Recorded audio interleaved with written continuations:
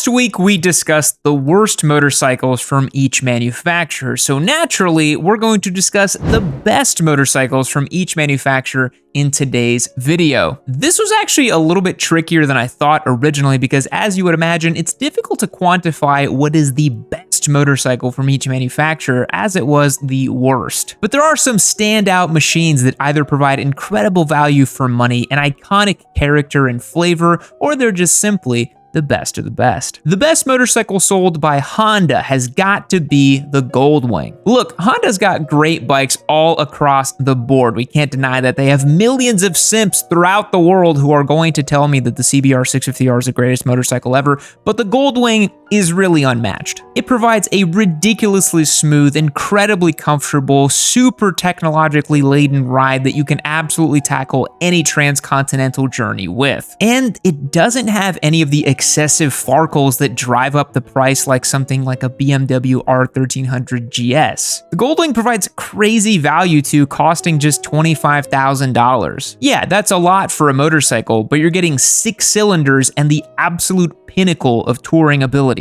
The fact that you walk into Harley-Davidson and you can trip over a $50,000 motorcycle tells you all that value that the Honda's providing right there. And come on, that 6-cylinder revving out to all the way to 9,000, it sounds pretty sweet. It almost sounds like a Porsche GT3. The Goldwing is goated, and there's a reason why it belongs in many motorcycle riders' stables for decades and decades. All right, from Yamaha, Team Blue, it's gotta be the MT-09SP. That's the best bike they currently make. The MT-09SP is just the absolute sweet spot for the street-going motorcycle in the sport naked variety. It truly is just perfect. Yamaha has been refining this platform over the last 10 years to the point where I think it competes virtually with any motorcycle on the market and just beats them. And it just has the best bang for buck value too. Then the SP variant really seals the deal in my opinion because it has the upgraded suspension and just feels a little bit better when you're carving up corners. Coming in at $12,300 and with the base model a little over $10,000, there are very few motorcycles that provide this many smiles for this few dollars. Now look, Suzuki has only done 2 great things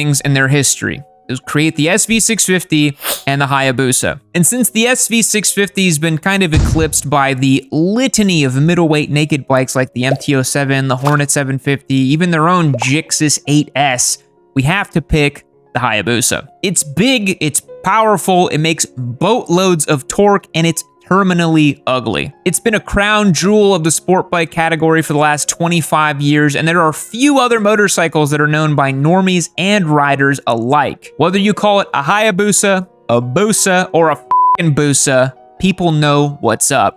It's the benchmark of speed where people take the engine, put it in other platforms, turbocharge it, and it's seen as the barometer of a fast vehicle. If you have something that gapped a Hayabusa, well, it must be pretty freaking fast. The Busa is a king, a god among squids, and truly the best motorcycle that Suzuki currently makes and will ever make, in my opinion. Now, for Kawasaki, we need to discuss the fact that forced induction in motorcycling is a rarity. Yeah, we did have in the 80s, everybody was trying to turbocharge their 650cc bikes to compete against the Harley-Davidsons at the time because of crazy Reagan-era tariffs, but really in the modern era, only one manufacturer's doing this. And it's the crazy Kyles over at Kawasaki. About 10 years ago, they did the unthinkable and launched a supercharged 1000cc motorcycle.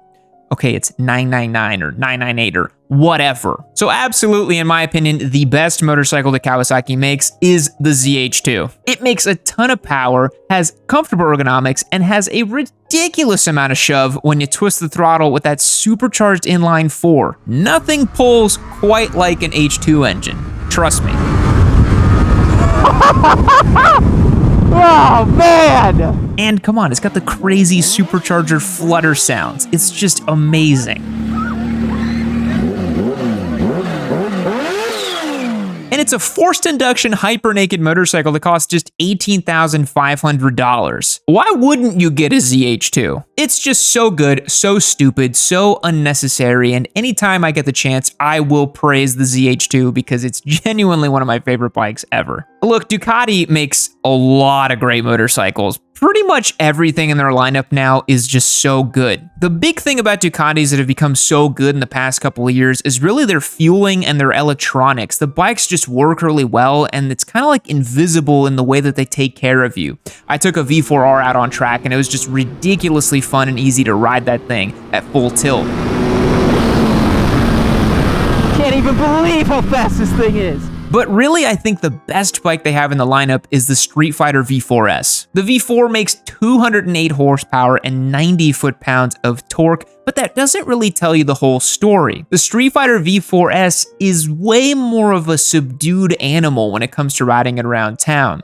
We had one as a giveaway bike back in 2022, and you could really ride that thing around all day long. But then, you twist the wrist, and you were greeted with a stratospheric 15,000 RPM redline with a V4 soundtrack that just sounded ridiculously good. And yeah, when you take it on track, it's a little bit like a sail in the wind because you're kind of upright with the bars, but the bike is just so good. It can do everything extremely well. It's the hyper-naked bike that every other hyper-naked bike needs to worry about, basically. All right, for Aprilia, I know we picked a full Zoot Ducati Streetfighter V4S, but I really think the best motorcycle they make currently is the Tuono 660. Specifically in the factory configuration where you get the 6-axis IMU and some of the go-fast bits from the RS660. The bike is so beautifully balanced. I really think it's perfection in terms of the middleweight naked motorcycle category. But if we're being really honest with ourselves, and I want to be in this video, I think the RS660 tugs at my heartstrings just a little bit more because it's fully fared and looks a little bit cooler. I know the Tuono 660 is the more comfortable option, but I really enjoy the RS660. It's got a lot of high-end tech for a middleweight motorcycle, and the fact that it's an Italian race bike pedigree makes it all the cooler. And it's not rip your face off fast, meaning that you can actually get along with this thing and ride it every day and really just enjoy it. The RS660 was also the first to pioneer this new twins-based sporty bike thing that everybody's chasing after now. So I think Aprilia really set the tone for what this category is, and for that reason, it's got to be the best bike they make. Bikes from MV Agusta really kind of live in their own world. MV can pretty much charge whatever they want, and buyers are willing to go and drop ridiculous amounts of money for it because they're not really like a normal motorcycle company. I mean, don't take my word for it, just look at their Instagram page and see the insane, like, borderline luxury fashion marketing and posting that they do. But if you know me, you know I've got a storied love affair with 3-cylinder motorcycles, and I really think the F3 800RC is the best bike that they make. What a spicy little meatball. Took that thing out on track, rode it around on street, and it's the 3-cylinder sport bike I had always wished somebody would build, and MV Agusta did in fact build it. It makes about 150 horsepower from a 798cc triple, and to me, that's just the perfect amount of power. Now, from Triumph, you might be surprised on my opinion on this since I just said I love 3-cylinder sport bikes, but I really think the Speed Twin 1200 is the best bike that they make. It is incredibly well balanced, super fun to ride. That torque-rich 1200cc Bonneville-based parallel twin with the 270 crank is just such a rewarding engine to wring out. And it's kind of in a class of its own, being a proper retro-styled bike that has a bit of performance chops and just feels beautiful to ride, as opposed to Yamaha's XSR line, which really is just a sport bike masquerading as a retro bike. And it's really neat because Triumph has this history of building Bonnevilles and these proper retro bikes back when they weren't even retro, they were just what was available at the time. It's just a beautiful motorcycle, and I think it's exceptionally well executed. This is a Kawasaki Ninja 500 SE, and it could be yours if you become a member over on yammynoob.co. I give away motorcycles all the time. I've given away over 53 bikes at this point, valued at well over $500,000. We've done top-of-the-line bikes, beginner bikes, crazy scramblers, all kinds of things in between, and this new Ninja 500 SE is the new bike we have to give away. Become a member over at yammynoob.co and rack up your chances to win this motorcycle. It could end up in your driveway. So for KTM, you might think that I would pick the Super Duke 1390 or the King bike that they're currently making, but honestly, I've ridden lots of KTMs, and the one I always come back to is the RC390. I really think it's the best bike that they make. It's just this fun, peppy, ultra lightweight, ultra small little sport bike that just elicits bad behavior. And really, with stuff like the RS457 kind of playing catch up to the RC390, it's the most kind of race-ready beginner sport bike that we've seen in the category, but the buzzy single cylinder doesn't really lend itself to being that way. I've never really fallen in love with any of the bigger offerings that KTM has on sale. The Super Duke, I always never really got along with that bike very much. The middleweight bikes always felt a little meh to me. But every time I got to ride a 390-based platform motorcycle, whether it was the Svartpillen 401, or the RC390, or the Duke 390, I always had a ton of fun. And yeah, I know that in past years, the head gaskets were some issues, but I think that they've solved a lot of those issues now in the entry-level category for the RC390 is going to work pretty well. And I don't really trust the camshafts in the 790 or the 890s or the 990s to really say those are better. Now, for Husqvarna, they kind of just make dirt bikes. They've started making some street bikes in the past 5, 6, 7 years with their Svartpillen and Vitpillen lines. They now have the Norden 901s as well. But I really think the best bike that they make, hands down, is the 701 Enduro. Now, I owned a 501S, a dual sport version of it, and that was a fire-breathing, borderline street-legal Enduro bike that was a ridiculous amount of fun. But I really think the 701 Enduro splits the difference of a true dual sport. I think it's got plenty of legs to go on the highway. I think you can still chuck it down a lot of trails and get to some really gnarly places with that thing. And with its lightweight over the kind of 450-pound adventure category, the 701 Enduro really splits the difference and is kind of a unicorn motorcycle. Now for CF Moto, because you guys want to know which one I think is best, I do think the 450 SS is going to be your best bet for a CF Moto motorcycle. I don't think you should spend too much money on a Chinese-made bike. I'm just gonna call that like it is. So the 450 SS slots in as being very price competitive in the category, but you're not spending too much money. It's got a 270-degree crank, it works really well, and in my initial review of that bike where I took it on street, I said that if it had a Yamaha badge, everyone would be absolutely peeing their pants in excitement, but because it's a CF Moto and it's a Chinese company, I think we all look at it with a little bit of suspicion. I probably wouldn't suggest someone go and drop $10,000 on a CF Moto product today, currently, without really understanding their long-term reliability, so the 450 SS is going to be my choice. For BMW, it was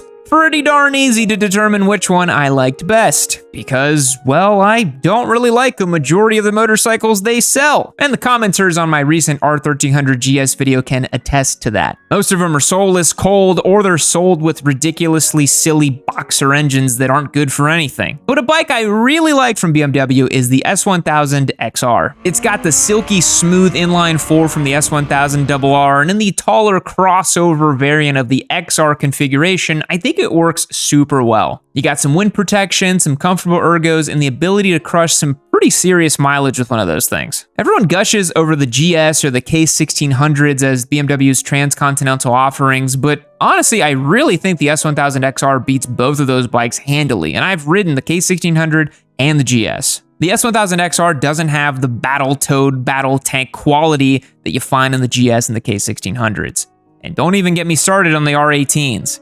Terrible. All right, from Harley-Davidson, the Bar and Shield, a brand that you guys always tell me I have no business saying anything about, but I'm gonna say it anyways. Objectively speaking, the best motorcycle that they make is, of course, the Pan America. Come on. Liquid-cooled, V-twin, like 150 horsepower, adventure ready. I mean, it's pretty cool. I rode a Pan America and I really enjoyed it.